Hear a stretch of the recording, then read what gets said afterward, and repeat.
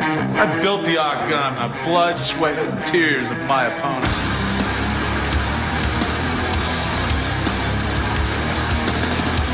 Most fighters nowadays are more well-rounded. They can box, wrestle, grapple. You can be as technical as you want, but you can still be a pussy.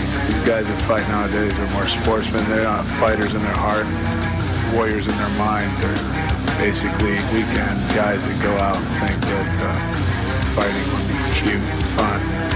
Whereas when I was fighting, I was going to jail for it because I loved it so much.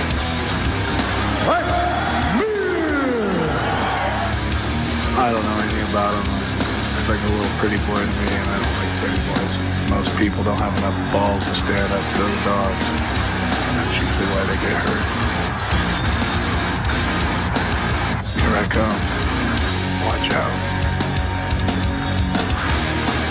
Well, nobody's ever really called Tank pretty, and I think he'd get really mad if they did. I don't think he wants to be a pretty boy, Mike. I think he wants to come in here and throw some leather and hurt somebody. Hey, you like his approach to the game, don't you? I really do. I've always thought the way he did things was very good for the sport. Sometimes a little bit too much, but nevertheless, he's very much a character. Well, as the fans were excited when this man returned to the octagon against Tito Ortiz, they are equally excited about what is about to happen.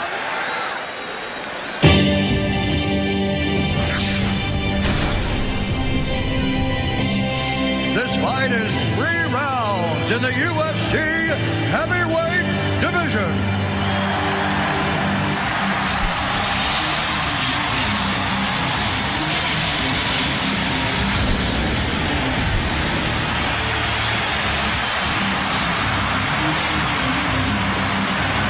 Entering the octagon at this time is a Brazilian Jiu-Jitsu expert with a mixed martial arts record of 4-1. Standing 6 feet, 3 inches tall, weighing in at 250 pounds. Fighting out of Las Vegas, Nevada. Please welcome Frank Mir. I'll tell you, the strength here of Frank Mir has got to be, do not let Tank Abbott get into your head. Fight your game, take him to the ground, and work your submissions. That's the strength he has, and he's got to stay to that game plan and do not let Tank get in his head. Well, Ian Freeman may have, but now we see a much more confident and a much more driven Frank Mir. I'm a 250-pound jiu-jitsu guy who moves like a 150-pound jiu-jitsu guy. I have a good guard game, good submissions, and the difference between my submissions and a lot of guys, I don't care if you tap. I don't train to make people tap. Tapping doesn't mean anything. I train actually to break your limb. I choke you out. I destroy whatever I get my hands on. Because I realize that the guys that I fight could care less about tapping. If you tap before that, kudos to you. I didn't have to break it. You don't have to visit the hospital. Well, you might have to visit the hospital anyway. Might be some ligament damage there. Yeah. Frank Mir. He's a very confident individual. He seems like. Here he comes.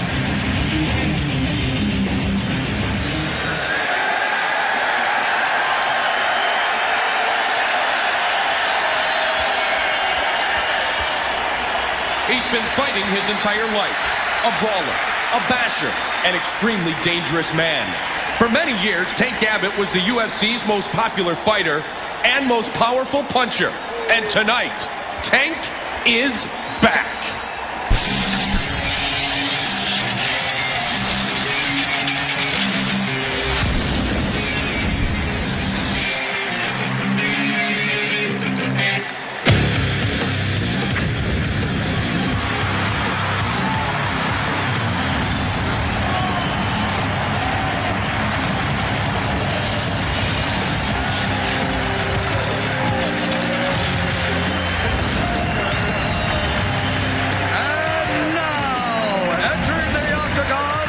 is a fighter with a mixed martial arts record of 8-7.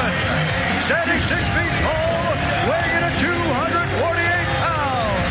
Please welcome back to the octagon, the legendary pit fighter from Huntington Beach, California, David Tank Abbott.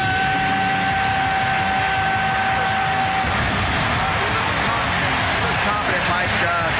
Looks in bed, looks like he dropped some weight, looks like he's in pretty good shape. The question is, will the time off from the octagon hurt him?